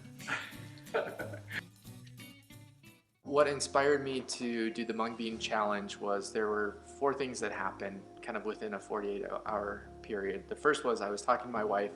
I knew I needed to start a new diet. I wasn't really happy with what I was putting into my body. I wasn't feeling like the best version of myself physically, and so I knew I wanted to change that. In the past, I had done intermittent fasting and a few other things, and it worked for a little while, but it wasn't really consistent or sustainable. I always went back to kind of binge eating, saying, oh yeah, I can binge eat this week because next week I'll start eating healthy. Right around then, it was our mom came over to our house. She walked up and down the stairs and told me how happy she was that she could walk up and down the stairs at our house without any pain, because she had just done a 3-day mung bean soup cleanse. Now, this is really weird because in most things I am insanely skeptical, but the one thing I like about life is I would be the kind of person that would wear the same t-shirt every day if I could. I like not making choices. I really love it. And so when I heard him saying, all you have to do is eat mung bean soup, that was like, okay, that actually matches with my lifestyle. Not eating anything else, just eating mung bean soup. But I was still skeptical because I knew Clint growing up, and it wasn't pleasant. I was on Facebook that night. I saw this post from someone I didn't know, and she was talking about just having been through her first 10 days of the mung bean soup challenge and everything that she had gone through, how her pain levels had decreased and a few other things. And I'm like, okay, I'm gonna do this. So that night I texted Clay, I'm like, I think I'm gonna do the mung bean soup challenge. And I've never gotten a more excited text back in my entire life. So my mom actually drove out the next morning and made my first batch of mung bean soup with me, and I started the challenge that next day. My process was I was on the mung bean soup cleanse entirely for 10 days, and largely I did that because my other brother Gerald could only do it for 7 days, so I knew I had to beat him. That was very important to me. When I wanted to give up on day 3 and 4, I thought Gerald made it for 7 days, I can beat that. And so I just kept going. I was having the craziest dreams. I would wake up and tell my wife the dreams that I was having, and she's like, those are the weirdest, most vivid, random dreams I have ever heard in my entire life. I can't even explain how crazy they were. Like, it was like a dream where it's like me, Abraham Lincoln, and a clown having dinner, and the conversation was about like economics in India. Like, that is a real dream that I was having. And so during those 10 days, the motivation of knowing eventually I was gonna get over it, knowing that my brother had done it for 7 days and that I wanted to keep going, I made it straight for 10 days. The next 7 days were Thanksgiving and week, and I had promised my wife I wouldn't let a mung bean soup cleanse ruin our Thanksgiving week. So I still ate mung bean soup once for one of the meals a day and had one normal meal. This was crazy. So we were going on vacation and we were going down to Las Vegas, and I made us make 2 pots of mung bean soup and put it in a Tupperware to bring with us, just so that I could eat it for at least one meal a day, even when we were on vacation and down in Las Vegas and stuff. After that, I went back on the full cleanse for 10 more days to make it or 12 more days to make it for the full 30 days. During that time, I lost I think it was 22 pounds. My dad had really bad arthritis. I was really afraid that my fingers at night were starting to ache, and then I've always had chronically bad knees and ankles, and I was playing soccer, and after I played soccer, they would always hurt. And I'm like, if that could not be a thing, that would be great as well. And I had wanted to get back into the shape where I felt really comfortable with my body. And if there was even a possibility of my aches and pains going away that weren't bad, I'm like, yeah, I might as well try it. And all of those went away. So I wasn't feeling the aches and pains anymore. I lost the weight. I had simplicity in my eating. You know, he's lost 22 pounds, no more pain in his knees, his ankles, just so much, not getting pain when he's playing soccer, no more injuries. You know, so what if your body can be so good? Clint, yeah. And I also want to add, John is so much sexier now. Yeah, that's really now important. that he started eating the sexy mung bean soup, he just looks better and better. If that was even possible. Like, we don't, scientifically, we don't know if it was possible to become more sexy than I was, but if it were, it happened. Yeah, that's an important thing. There should be a disclaimer on the book, like, if you don't want to become more sexy, then please don't read this book, you know.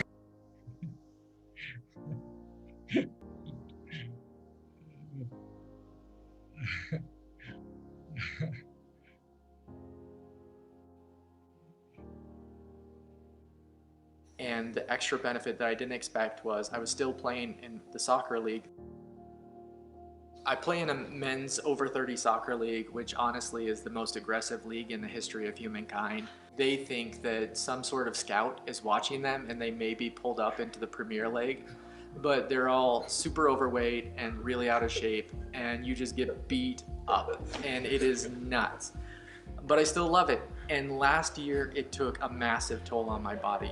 I had pulled both of my hamstrings at one point during the season, actually tore the muscle in one of my hamstrings, and I had pulled my groin muscle during the season.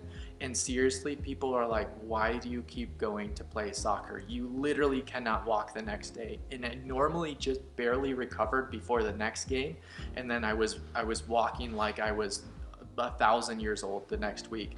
I was on the mung bean soup cleanse, and I get it. Even at that time, I thought I don't know if I'm going to be able to play a whole game on mung bean soup. Like, how do you? I ate six bowls of soup today. I'm not sure that's going to give me enough energy to play a game. But I actually did have energy. I was 3 days on the mung bean soup cleanse when I was playing in my first game on the mung bean soup cleanse, and I always ran around the field twice to get warmed up before I would stretch. And it was the first time where I said to myself, I feel lighter. And I hadn't lost that much weight, but I just felt lighter. I don't know if it was that game or the next one where I actually played all 90 minutes. I wasn't even subbed out the entire time. And then the next day after the game and all the games following that I was on the mung bean soup cleanse, I wasn't even sore the next day. What I noticed is that I don't notice them. In a time when I would otherwise feel like my knees and ankles should be hurting, after the activity, I think, I didn't feel any pain during that. And normally the pain, I would ignore it and it wouldn't be a big thing, but it would be there. So in my left knee, when I got it checked, I had a torn ACL and a torn MCL in my knee, and normally it would catch and I would have problems, and I haven't had that, and I don't know. I haven't changed my lifestyle other than what I've been eating, so I can't think of anything else that I would attribute it to.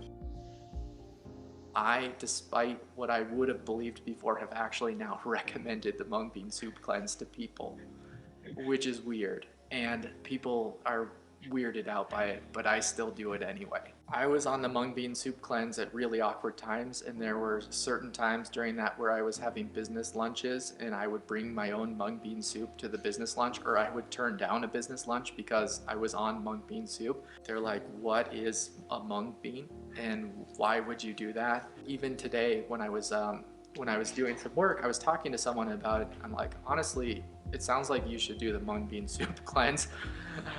And they're like, what is that and why would I do that? And I'm like, I know it sounds crazy, and it is crazy, but it just sounds like some of the things that you're experiencing, because they were talking about the sugar addiction that they were going through and the fact that when they started eating candy, they couldn't stop, and a few other things.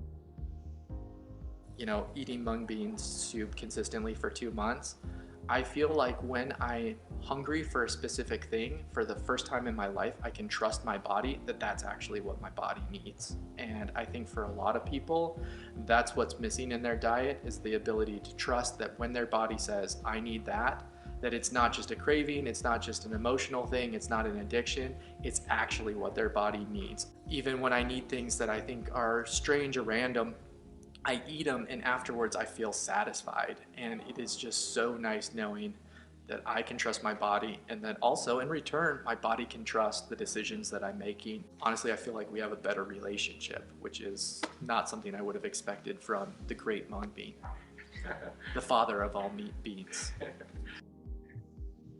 I'm really appreciative to Mandy, who I now know. I didn't know Mandy when I read the post. And I just am grateful because it was because of her authenticity in that post that I could trust that her experience would mirror my own and I could be okay. And so between that and my mom, if my results were anywhere near what their results were, it would be at least worth trying. Especially my mom. I didn't know Mandy before, but for my mom, that's pretty far outside of her comfort zone as well. I've seen my mom continue to grow and develop, and seen her take more and more steps towards becoming the best version of herself.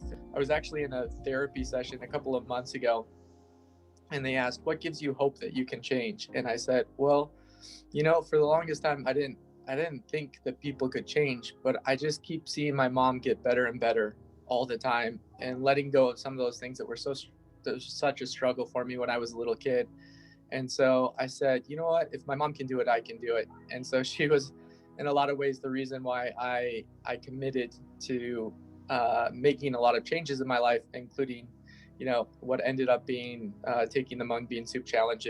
You're such an instrument of contagious healing on the planet, and I'm so grateful. What does it feel like hearing that? I'm speechless. I love you, John. Thank you.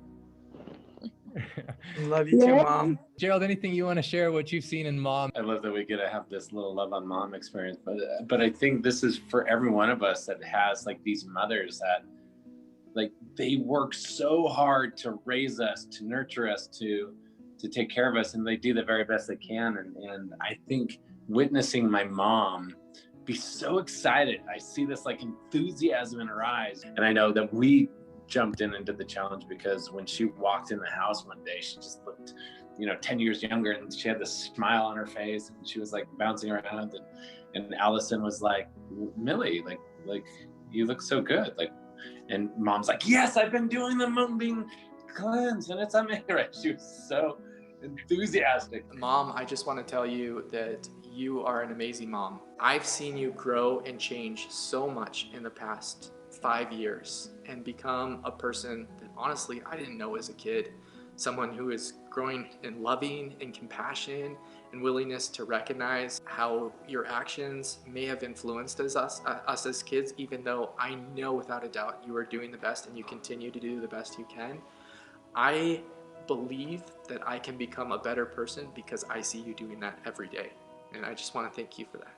I invite you to read this book again and again and give it as a gift to whom you love the most. It can change your life forever. I love you. Namaskar.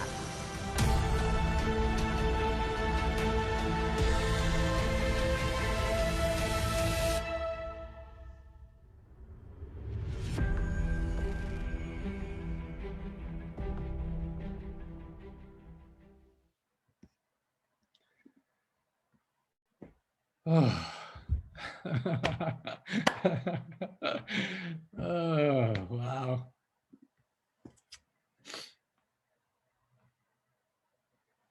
Yeah, love is one of the most powerful forces in you. Never underestimate what it can do. You know, it's kind of funny that on the birthday for the book, we're playing a video from someone who says he's never read it and will never read it. You know? And so in honoring the birthday of this book, that's the power of these ancient secrets, is that just from my mom changing, you know, just from her deciding to do something different, something a little strange, you know, something different, she changed. And as a result, so many other people have, you know, Zara, just as a result of being willing to follow that dream, to realize there's nothing to worry about, you know, to read a chapter of a book, and as a result, love her brother in a hospital in a situation where those taking care of him have given up hope, you know, but she didn't give up hope, you know, doing something different, putting an onion in milk, even when the nurse is like, no, that's not going to help, you know. Dr. Giovanni, wow, who Afsena and Ruzba contacted, just, man, to go as a medical doctor trained as at one of the most highly respected universities, the longest running medical school in all of Europe, and then to dedicate his life to learning these ancient secrets, you know, and then inspiring me in that hospital. Dr. Ram wasn't even there, but the wisdom and the inspiration, the insight was there, and he brought that little girl, gave her life back, you know. And I'm just looking at all of you on this call. Wow, how much love you have. Love is one of the most powerful forces in you. Never underestimate what it can do. We have people in our lives that we love. So many people that we love and we want the best for them. And, you know, one of the trickiest things on the journey is, I learned from Dr. Ram, is you honor the divine in them. And sometimes the divine in them doesn't want to go on this path, you know, It doesn't want to. They have their own path. And so respecting that with love is one way in which you can honor the divine in them. It's true. And then, they have this saying that Dr. Ram says, you can lead a horse to water, but you can't make him drink, the horse drink. But he says, but you can salt the hay. And so some ways in which you can help and love people is just exposing them to these powerful stories. And so I'm actually going to put the link for this video in the chat right now, just for basically, if you want to do something to celebrate the birth of this book, if you want to do something to celebrate those people in your life that you love, then one way you can do it so easily is you can share this with someone that you love. You can share it on social media too, or just share it in some way. We have so many. This is the 5th of the miracle stories. So maybe you'll want to share another one of the miracle stories. You can find them all on YouTube. But it's just a really easy way where you don't know whose life you're going to touch. You don't know whose life you're going to change, just as a result of something as easy as sharing this video on your Facebook or Instagram, or emailing it to someone or texting it to someone. I just think if we can share hope that change is possible, man, that part of the video just gets me so much, where my little brother's in with the therapist and saying, I just, for a long time, I thought people couldn't change. But then I saw, if my mom can change, I can change. So I'd actually had planned to have Gary sing that song about I love your ways to my mom. And then it just seemed perfect, because so many of you are mothers. And it's not the easiest job to be a mother. And many of you are fathers, or you have a mother, you have a parent, or you have friends, you have someone in your life you love, and you see them suffer, and maybe some of that suffering is unnecessary. Maybe some of that suffering is their soul's path, and through that suffering, they'll learn something. But what if there was ancient secrets that could touch and bless the lives of those you love? And in the case of Afsena, Ruspa, and so many other translators, they've done this labor of love that will touch the lives of people they never even meet. I'm going to do something starting, I have this period of 3 months now where I'm going for my own silence, my own rejuvenation. I'm working on the 2nd book in the series, which I feel like is going to touch people's hearts in a deeper way, in terms of actually learning and applying the ancient secrets, which can help you change your life, or change the life, or even save the life of someone you love. But before that, regardless of any of that, we're doing something called a writer and speaker group. And this writer and speaker group, you learn to tell your story, your powerful story of how ancient secrets have changed your life. And then we're going to compile them all into a book. Jaina came up with this great title called Contagious Healing, living the ancient secrets. So if anyone has a desire to join that writer speaker group, I just talked to someone today who's going to come and train us all on how to tell our stories better, and how many lives we can change as we learn to share your story. It anchors it in you in a different way. And who knows whose life you can change. We just got on the chat of one of the WhatsApp chats, a message about one of the proofreaders of the book. She just passed away, and her husband putting this message in that said, Carlotta loved Dr. Ram so much and wanted to do this seva, in her last days of life on this planet. She wanted to do the seva of helping proofread the book so people in her language could benefit from it. And he said, now she's not going to be able to do that work, but she is with Dr. Ram, and so just, we don't know how long we have on this planet. We don't know. None of us know. We're celebrating the birthday of this book. But what about if you could live your life in such a way that even the stories you share about your life continue on for generations to come? So if you're interested in joining that writer speaker group, I think it's also one of the ways which from now, June 1st until next June 1st, if we have many, many people giving TEDx talks, sharing your stories, writing different things that we can include in books, making sure that when you're sharing the stories with your friends and family, it has the maximum chance of impacting their hearts to inspire them to action. I think, wow, what a powerful force of good will be on this planet. And now in the world, we need this more than ever. This is what the world needs. The world needs you. The world needs you to stand up, to speak up. The world needs your voice, and the world needs your love. So thank you for joining on this call. Thank you for being inspired and joining and serving in all the ways you do. I love you and I'm with you. And I just actually, before we leave, just in the chat, what did love teach you? What did love teach you as a result of this call, as a result of this book? Just in the chat, I just want a few, just everyone can write, what does one thing love taught you? And I'll just call on a couple people too. Rajani, beautiful Rajani. What did love teach you? You can unmute yourself.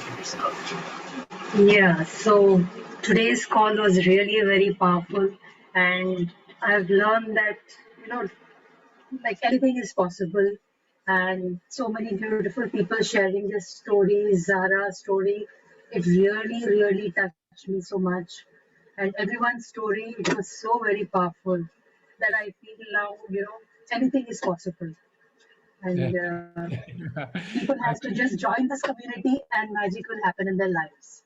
The whole of India should be part of it. Beautiful. Thank you. Thank you, Rajani. I want to say that what you said is what some other people said too. Linda says, love taught me that what seems impossible is possible. Cornelia says, love taught me that love binds us all together.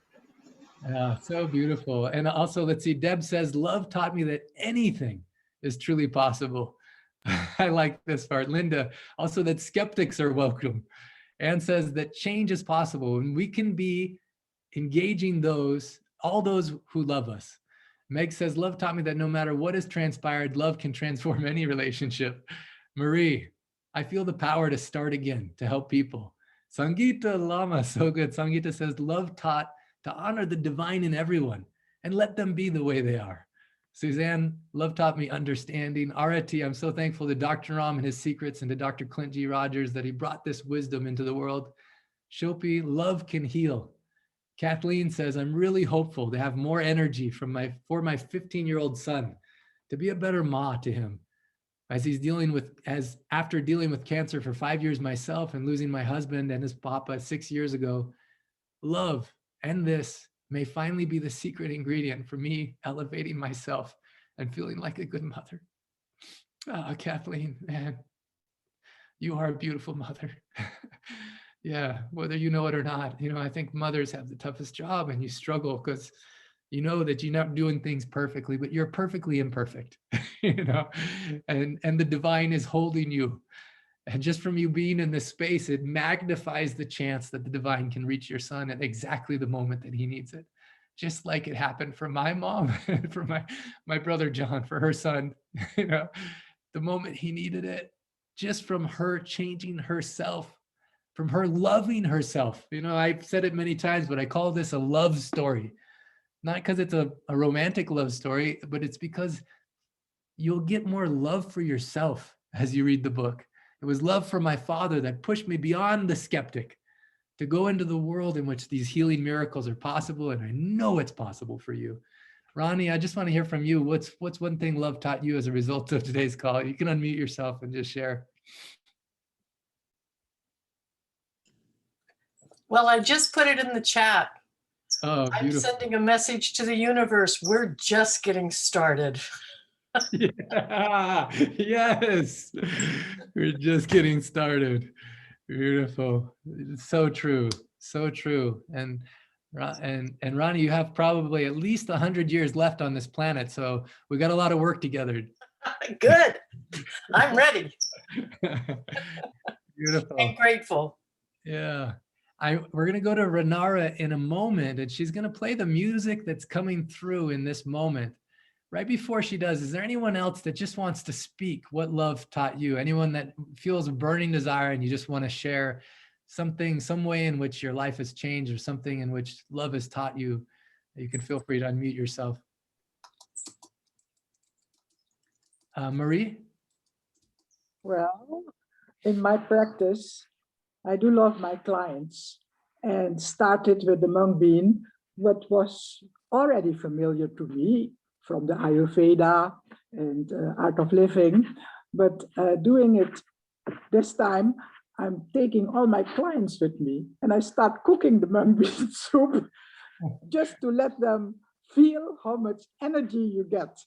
And I'm really surprised that they just take it and tomorrow there's another batch that I will make and divide into portions, and they come and get it. So I will see what will happen in these months. It's 1 week that I'm busy. Yes, it's a And simple. that reading the book is giving you so much energy and so much more inspiration, because I have a massage practice, and as a coach, a life coach, I do combine all the things. I learned to do marma, but only the 43 points for relaxation. So I'm so glad that I meet the marma again. Really happy. And I will start the 100 days, the 5th of June. Yes, very good. Marie, you inspire me. You're going to change so many people's lives. And if you ever need any inspiration, just call Chandrakant up. Just call Afsena up or Linda. That gentleman is also one of the big stars. Thank you. Thank you for the occasion. Thank you. Thank you, Marie. Wow, so beautiful. Just like Ronnie said, watch out, universe. We're just getting started because Maria's here and she's ready with the soup. So we're ready to take it. Yeah, beautiful. Mona, she says, today love taught me that love, care, and stepping out of my comfort zone is important. Inspired me to help healing the world, starting in my own corner of the world. Dorina, I think you're wonderful. So beautiful. Chris says, love taught me that love heals. Contagious healing works. It taught me to love myself so I can share love with others. So beautiful, Chris. Kathleen, thank you. Blessings. Denise, love taught me the power of a DT double bhava so powerfully. Judy LaMar, that all things are possible with ancient secrets of a master healer. Louise, love taught me to forgive and forget. You know, and most important person to forgive is yourself. You know, for anything that, you know, just my mom is a good example. There's always reason to hope, you know, and when you love yourself, even if your children are grown and out of the house, who knows what they see in you and how much it'll impact them and their children and generations to come. Beautiful. Mona says, yes, I'm learning to love myself today. Renara, oh, actually, real quick, anyone else have any burning thing you want to share on this call? You can unmute yourself. Hi, can I say something, Dr. Clinchie? Yes, definitely. Namaste and happy first birthday. I just want to add that all beings respond well to love, despite their biases. It's the most powerful thing there is. Mm-hmm. So well said, Andrea. Thank you for being an example, a manifestation of love in the flesh.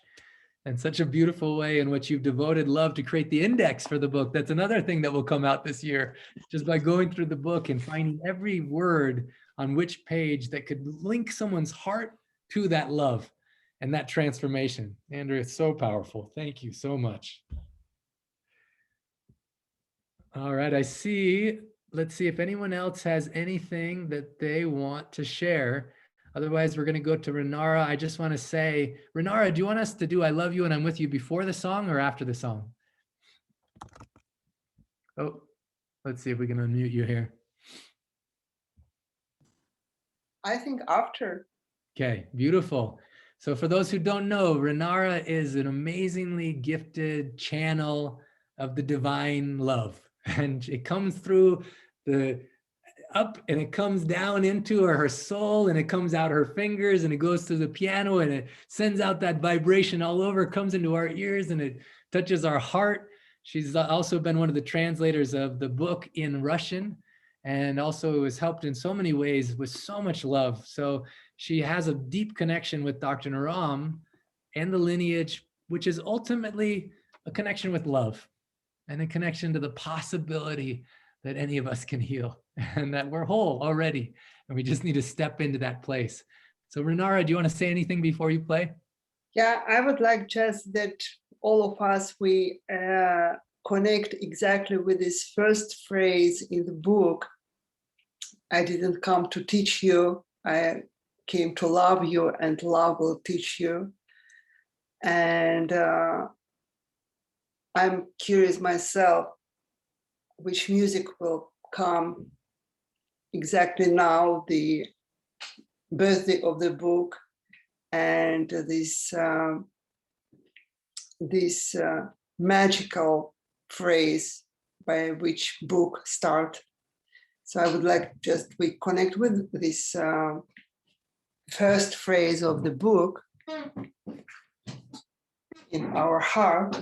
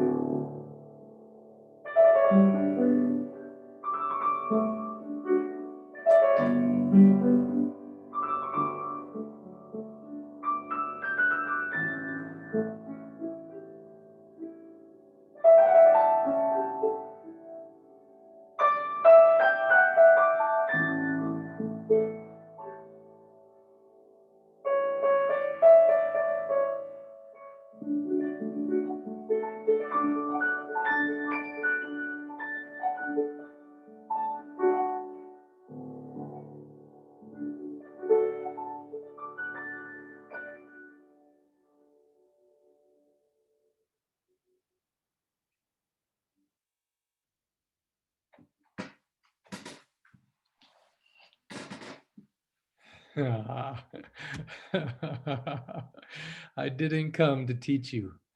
I came to love you, and love will teach you. So perfect. Speaking of which, on this Sunday, we have an amazing Sunday inspiration call that's a lot about love.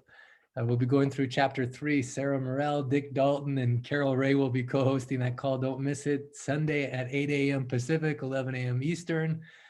But in the context of love, I'm just going to make it so everyone can unmute yourself right now.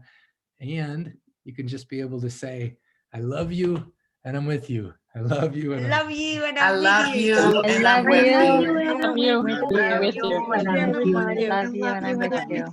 I love you and I'm I with love you you. and I'm with love you. Love you and I'm with you. I love you. I love you. I love you and I'm with I you. love you and I I'm with love you. you and I'm with you. Love I you. love you and I'm with you. Bye bye. I love you and I'm with you. I love you and I'm with you. Bye bye. Thank you, everyone. I love you and I'm with you. I love you and I'm with you. So beautiful. I love that part. I love you and I'm with you.